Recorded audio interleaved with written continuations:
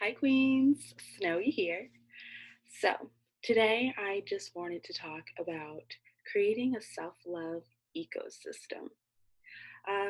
First of all, what is a self love ecosystem and why do you even need it?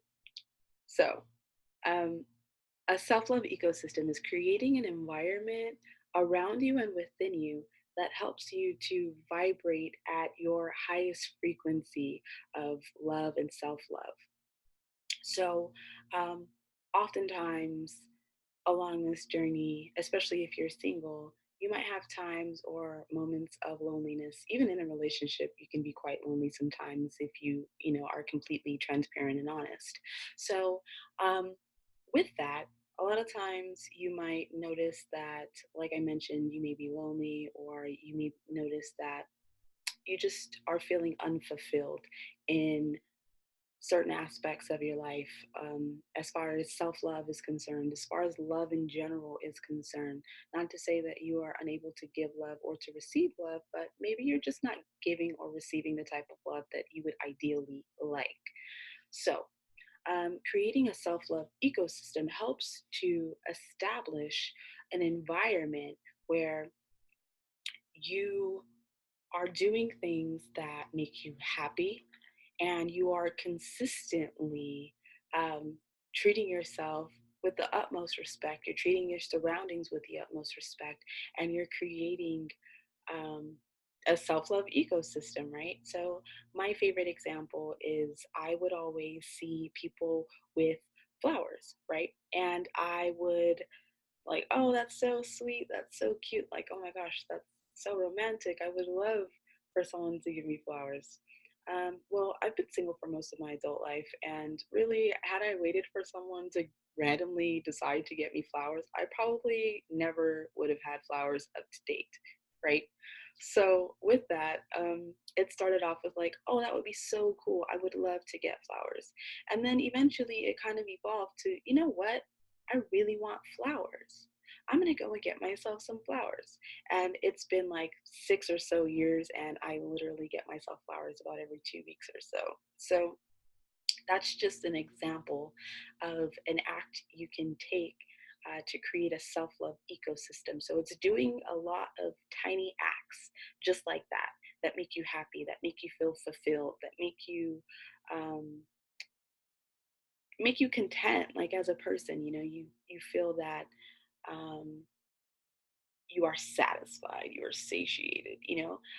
Now oftentimes, again, when you're single, you might go and have things that you want to do and have things that you want to experience, but you don't, just because you don't have a partner to do these things with. Well, part of creating a self love ecosystem is going out of your way to do those things, right? So, a lot of people don't like going out to eat alone. Doesn't bother me. I do it quite a bit. A lot of people like won't go to the movies alone. A lot of people don't like going anywhere alone, frankly. And there's nothing wrong with it. But also at the same time, if you're not comfortable with yourself, then how could you possibly be comfortable with someone else, right?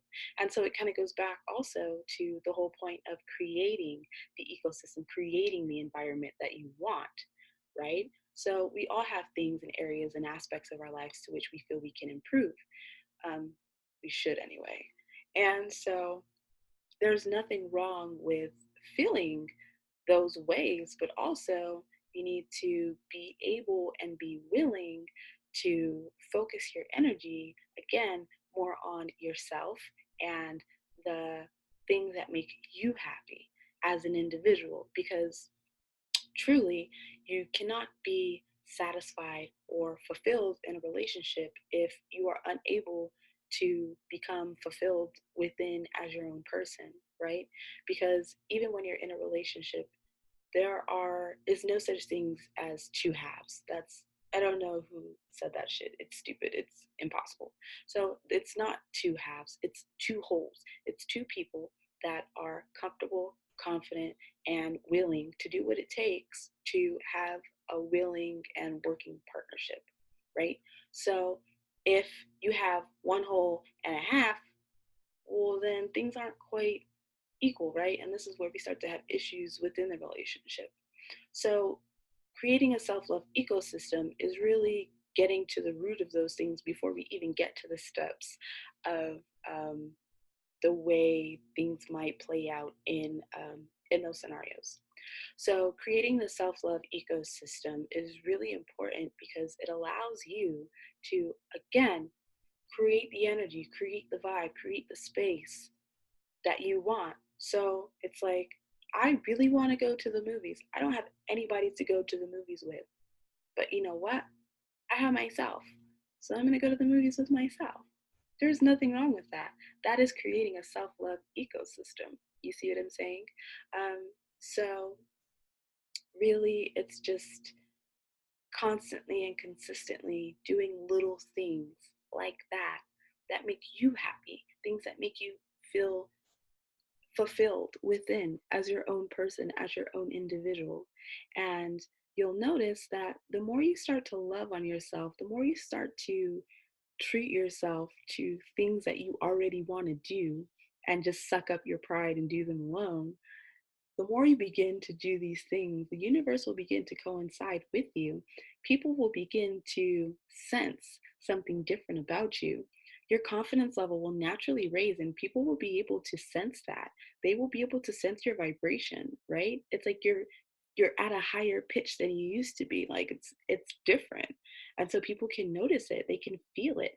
And I'm sure that after, it doesn't take much, after a little while, you can slowly see that people start approaching you in a different manner, in a way that's conducive to your self love ecosystem, right? So you might notice, no, at first you didn't really like going to eat alone, but who knows? Like, you could literally go do this thing that you want to do, but you don't want to do it alone. Do it anyway. And you might notice that, who knows, like you could meet someone who's also eating alone, right? But also, when you're willing to do those things and you're willing to show the universe that the overall goal is more important to you than your minute fear, oh gosh, the universe will pay you back tenfold, right? So, again, like I mentioned, you'll notice that people will start to interact with you differently and in a different way and if in a different manner. And the more your self love begins to skyrocket and go up, you'll notice that people that also resonate at that frequency, people that also have that amount of self love, are attracted to you. Or for some reason, it's like attracts like. You see what I'm saying? So the more you focus on loving on yourself, the more you're going to find, you're going to create the energy, the frequency, the vibration, the ecosystem for the perfect little animal to come and live there. Okay, I'm sorry. I don't mean to refer to your future soulmate as an animal, but you get what I'm saying, just for the sake of the visual, right? So, so again, um, these acts don't have to be drastic. They don't have to be, um, wild and crazy. You don't have to be like me and oh, I'm going to travel the world alone. You don't have to do those things. Just create a self love ecosystem within your own space. Do things that make you happy. Buy yourself those flowers. Get a candle. Take a fucking bubble bath.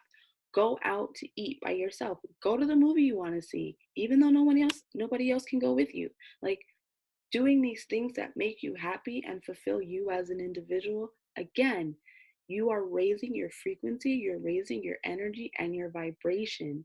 The more that you do these things and the more that you focus on them, the more that you are going to welcome people at that same frequency.